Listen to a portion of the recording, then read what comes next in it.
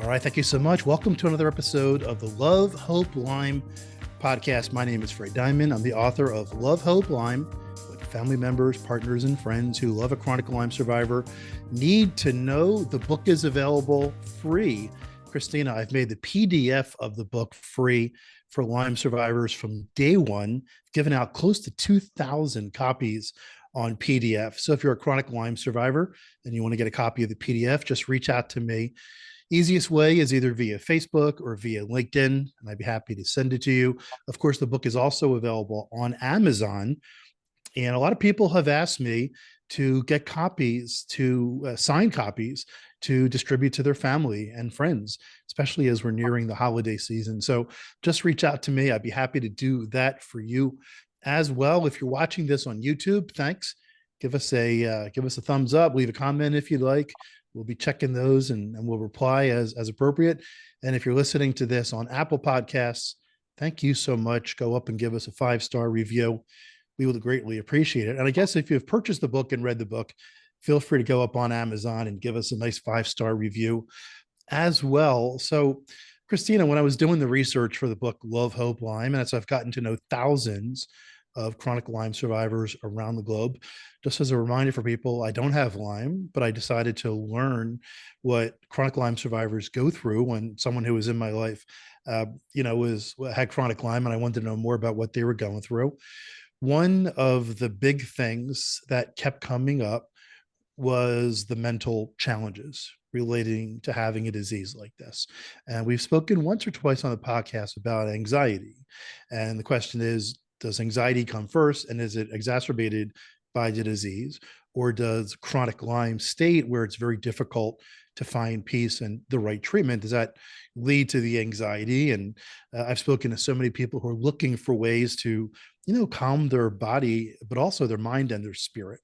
So I came across Christina Kantzavelos. Kantzavelos? Yes, great joke. Yeah. I know I had it right the first time. And she's a therapist who specializes in working with people with chronic illness. And we've met a couple of times and chatted about some of her processes. Just as a little bit of trivia, we also are both master's grads at the San Jose State University. So that was nice to see that connection as well. I got my MBA there in 1993. So it's always nice to talk to a fellow Spartan, right? Did you know it's called the Spartans? Yes. Yes.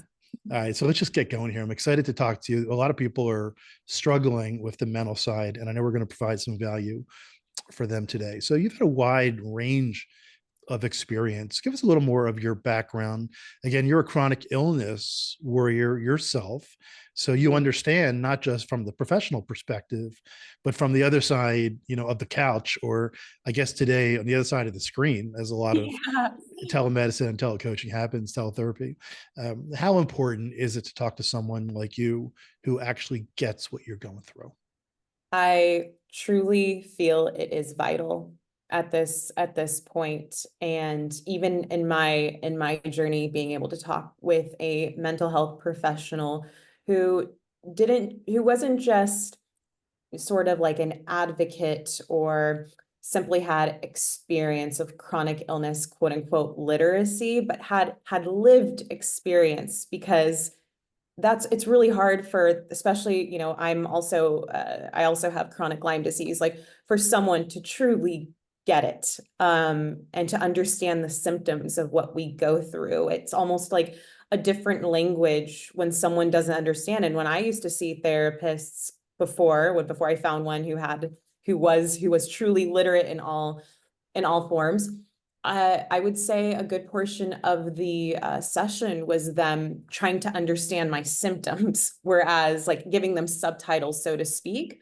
And then when you're talking to someone who doesn't, all of a sudden they're not having to literally Google or ask you too much about it. They get it, and we can just go into it. And I hear that so often from my own clients.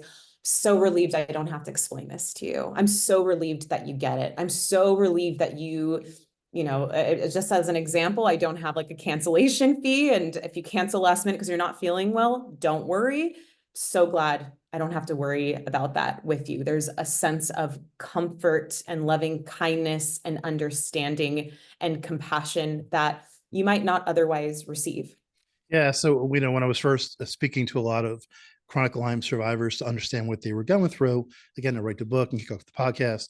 A lot of them said, in addition to a good LLMD, Lyme liver medical doctor, or whatever the treatment is you go through, you need to have someone who understands, a chronic Lyme therapist. Many people had recommended. So I want to know about your personal journey. Again, you mentioned you're a chronic Lyme survivor as well, but you're also a therapist. We mentioned, the mind-body connection. The trauma word has come up many times. For someone who doesn't really have a chronic illness like this, trauma was a word that I hardly ever thought about. Healing was a word that I hardly ever thought about. When I started talking to thousands of chronic Lyme survivors around the globe, trauma is a word that kept coming up. Healing is a word that kept coming up. I want to talk about how mental health and trauma play a role in chronic illness. You kind of gave us a little bit of a taste in the beginning. So from being couchbound and sensitive to just about everything, you're telling me that you had sensitivity to scents, food, EMF. I did a show a couple of episodes ago with Dr. Neil Nathan, who wrote a book about the sensitive patient. And we talked a lot about sensitivity to scents, food, electromagnetic frequencies as well. But you've returned back to yourself, embodied and doing what you love most. You're hiking, traveling, with the ability to tolerate most foods and scents. And one of the heartbreaking things that I would see from people is people would post memes, "I miss the old me," right? And I hate just seeing that would just, kind of break my heart. I miss the me that could work. I miss the me that could jog 10 miles or run 10 miles a day, that could, work around the clock, that could dance all night. And a lot of the Lyme survivors, they want to get back to that. So tell us a little bit more about your journey and where all those things come together. Well, what I'm going to say first is the person who got you sick is not who you want to return back to. You are becoming the person who's going to get you healthy and the person who's going to keep you healthy.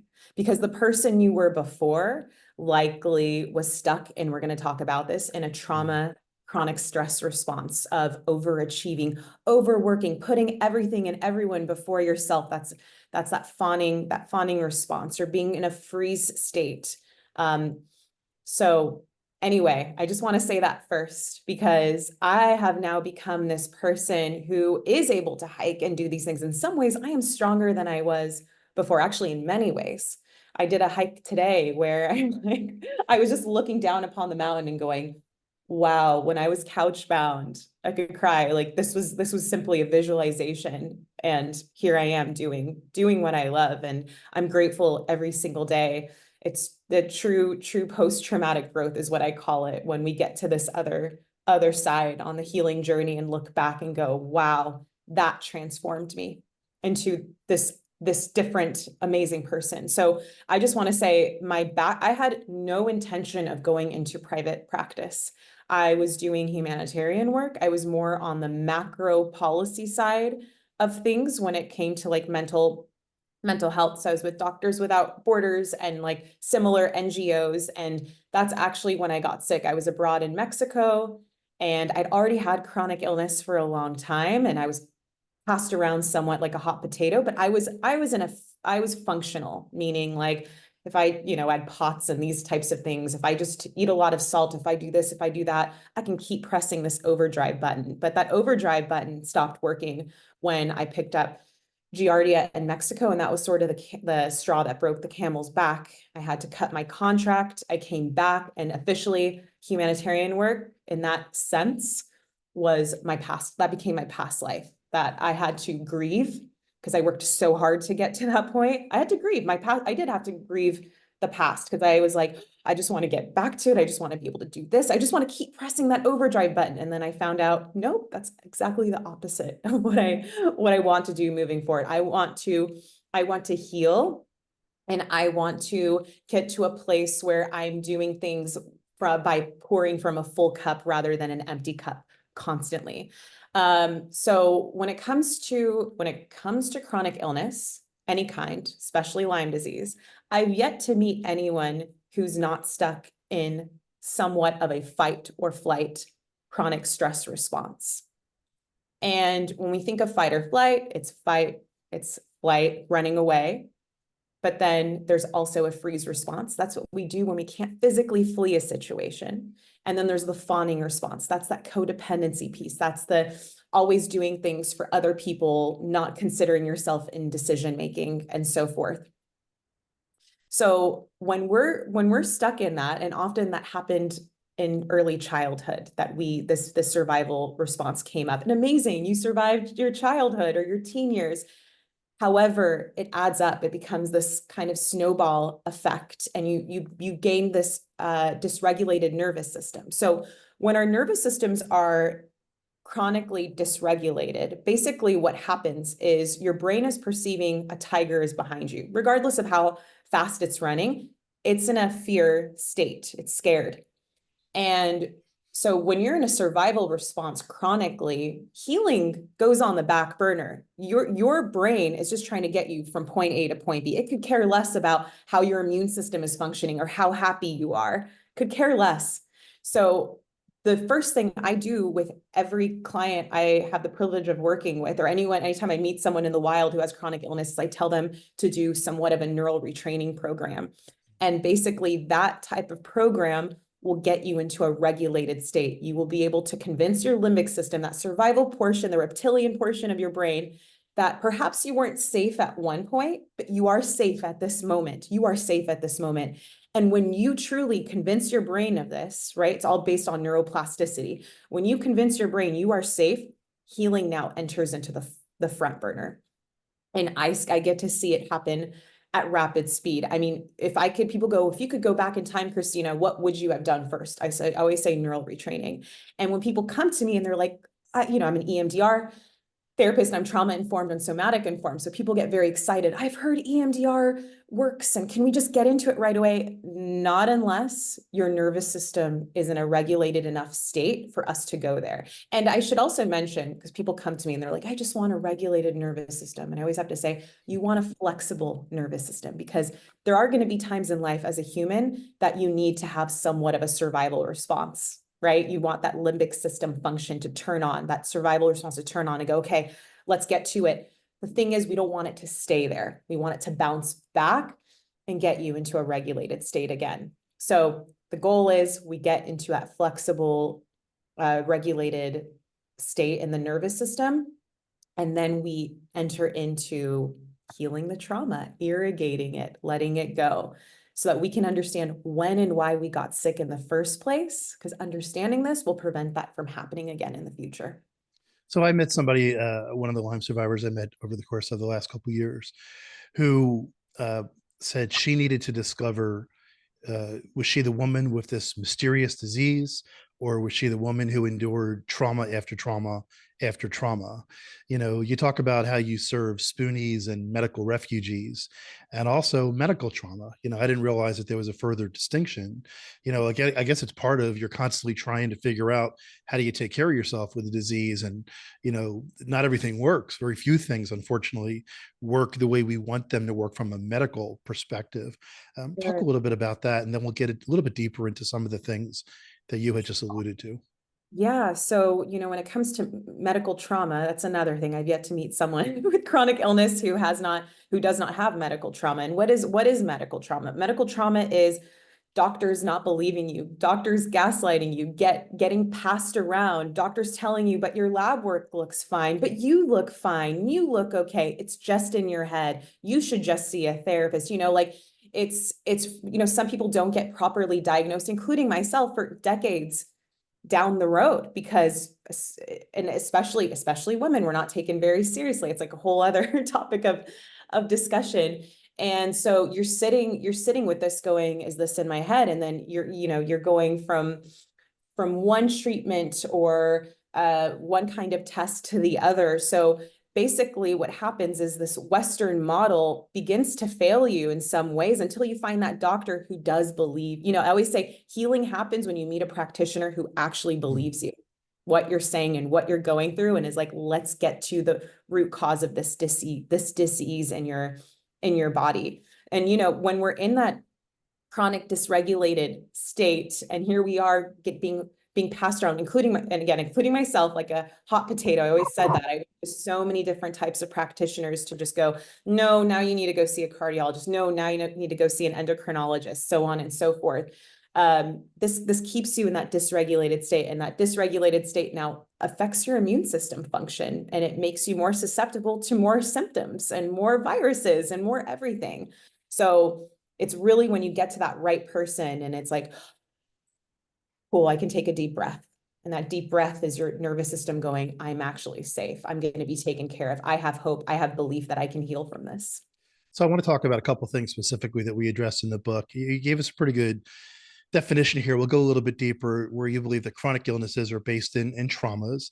And again, they cause the fight or flight response and, the fawn response and all those types of things, which really doesn't allow the body to prioritize healing.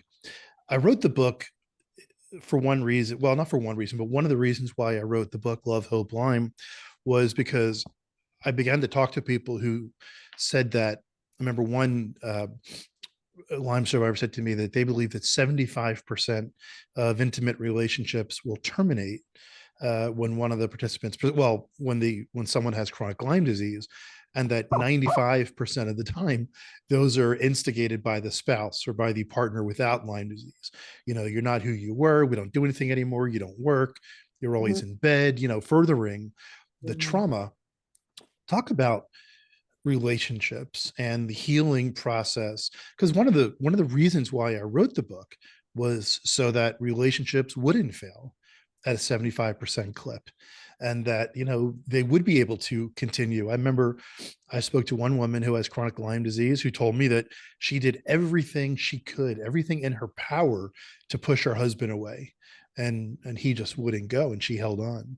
So give us some insights into this as it relates to relationships. Yeah, I mean, it puts a lot of pressure on the relationship, definitely. I don't think we go into, let's just say, marriage, right? For better, for worse, like and healing and in sickness, it's like, but we don't think that one of the partners is actually going to get sick. And then here we are, we get to this, and it's scary. It's a lot. It's a lot. It's just a lot on the relationship. The entire dynamic shifts. And I think it's really important that both people, both partners, like, see therapists. And I think it's also super important and amazing when the partner who's not sick seeks to understand what this looks like, what this needs, what they can do to support, and then ensuring in the interim that they too are receiving that support. And if they need to bring someone else in for, to physically be with the person, or, for sort of like respite, that happens, that happens, because they're not expected to take all of the weight. Like, this is truly like a community effort. When someone gets sick, it has to be. But yeah, it can really put a lot of pressure on the relationship and affect both people's mental health, because the relationship looks a lot different than it did before. And this person is turning into a person that you may not even recognize, like a completely different person. Lyme disease specifically can like shift a personality entirely. So, couples therapy, individual therapy, support groups, respite care, community care, all are vital when you're in a relationship and moving through this.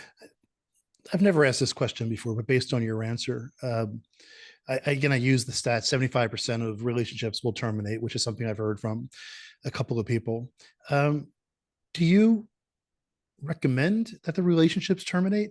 So, meaning if the Lyme disease and the effects of it, the mental effects of it, are so challenging, do you agree that we should try to hold on to the relationship and make it work, even though one of the participants, has this chronic illness, which causes all of these things that we talk about? Or do you think it's best that, if you have this type of a situation, that, you figure out your own path to healing? Loaded So question, and I guess there's individual circumstances that need to come up, but I'm just, curious on your thoughts. Sure. I think it's a great question. And I do believe it's contingent upon the dynamic the two people have in this.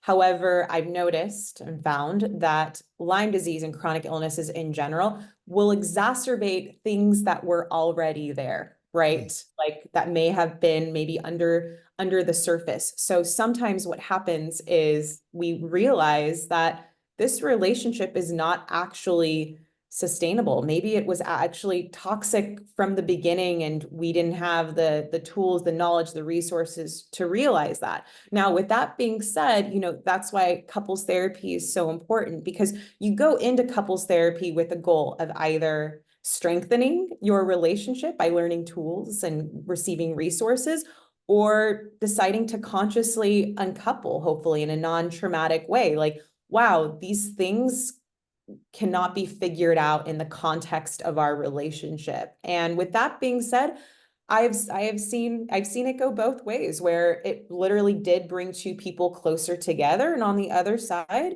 they realized that it just was not for either of them. And frankly, that was the best thing that could have happened in some ways in their relationship, given that information.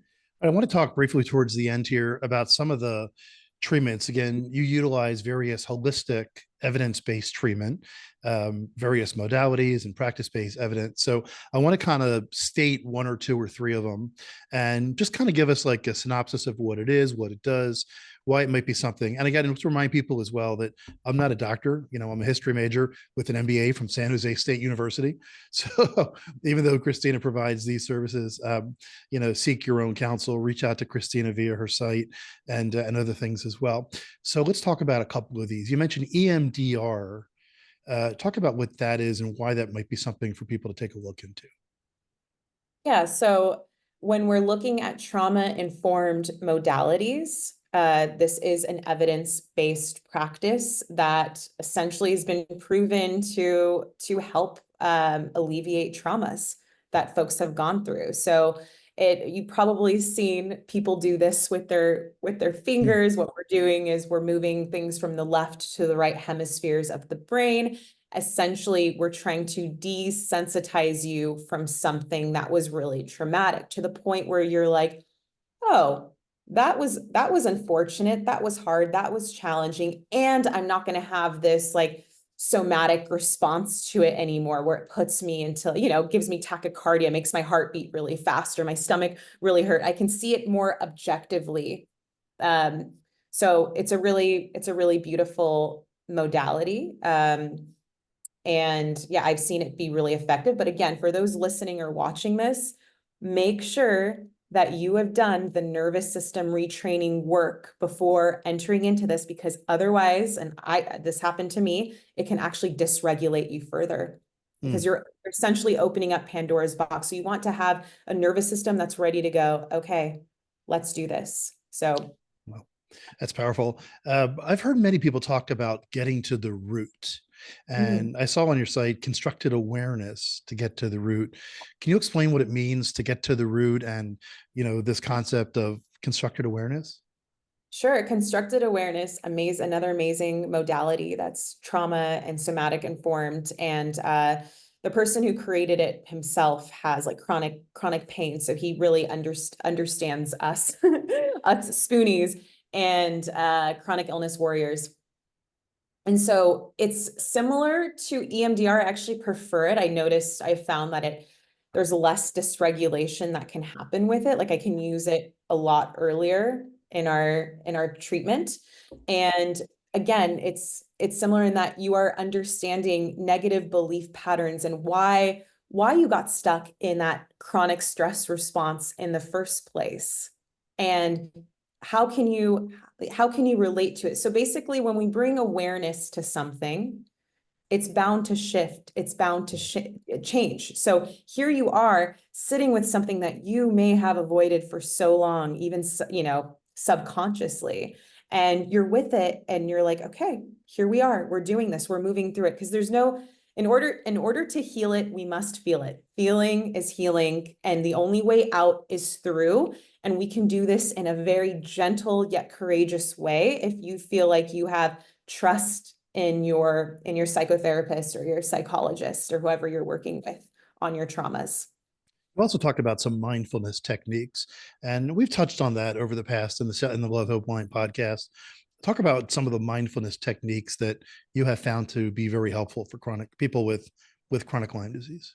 Yeah, I mean, one of my favorites, that's just such an easy one, right, is back to the breath. It's Mm. so often we don't have enough, those of us healing from Lyme, we don't have that much, they've done studies. We have maybe taking a little less oxygen. So I really love to take deep breaths in through the nose, holding at the top and just making sure your exhale is longer. This puts you into a parasympathetic rest and repair, rest and digest state immediately. It calms down your nervous system. So that's an easy one that you can tap into whenever you'd like. There's various meditations out there, different prayers, healing hurts music, which is really just healing to the body. I have a free playlist. I actually have a free resources page on my website that has a lot of these listed, including a mindfulness section. So you can, free meditations and so forth. So those are some of my favorites. I also am a really big fan of tapping. Mhm. So there's some beautiful videos out there for tapping, and you're what you're doing is you're hitting these acupressure points as you're using specific wording. And I use it during sessions, and I recommend it in between sessions. And I have yet to have someone go, I'm not into that, or that didn't help. Like usually people feel like they feel lighter after doing it. I noticed on a lot of sites, you may not be an expert on this, but a lot of sites mention yoga. So is yoga something that you're an advocate of for people with chronic Lyme disease?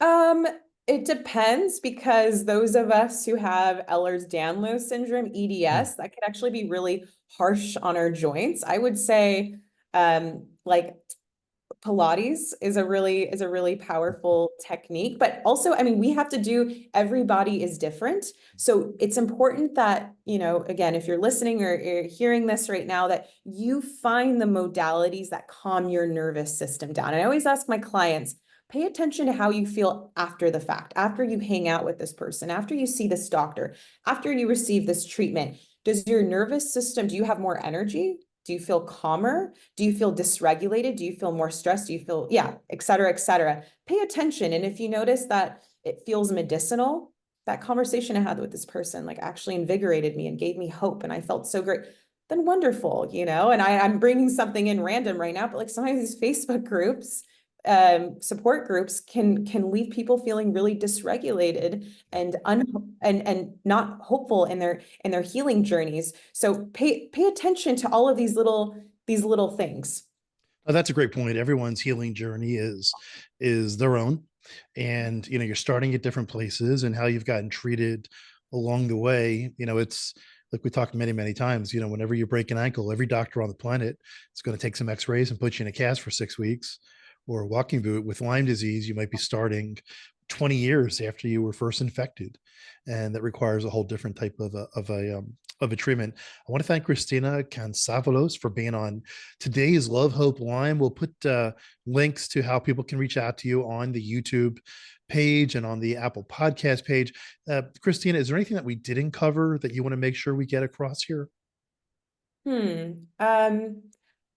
I just want anyone hearing this or listening to this to know that I believe in your body's capability to heal itself, that you can heal from Lyme disease. It is possible. I get to witness it every single day. And thanks to you and, having people like myself on here, and listening to these stories, it's important to hear these success stories and just know that there's people out there who are advocating for you, who want you to heal, who want you to feel better.